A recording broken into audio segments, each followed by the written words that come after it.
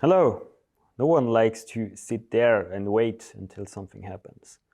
This can apply as well for an integration. So far, you've learned about classical integrations, where a client application will recurrently request some information from the Netillion cloud. This can be, for instance, measuring data that is provided by such a level sensor or its health information. See more information in this animation here.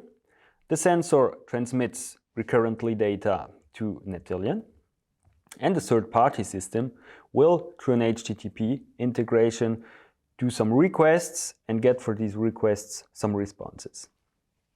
If we now have a look on webhooks, there it works a little bit differently. With webhooks, the target system is actively informed in case of an event. Let's see the example here of the status maintenance required that appears from this device. Then, and only then, this information will be transferred through webhook to the third-party system. In the real life, you can imagine yourself as if you were trying to catch some fish.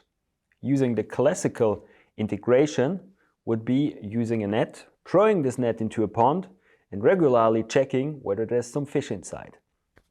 Using webhooks would then, in this case, be using a fishing rod, attaching a worm to the hook, and throwing this in the water.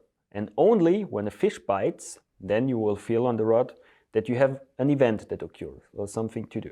So having a look on integrations, webhooks are often then used when real-time updates are required.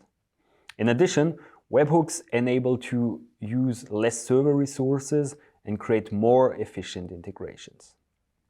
If you wish to know more about it, visit developer.netillion.ntrest.com. Thanks!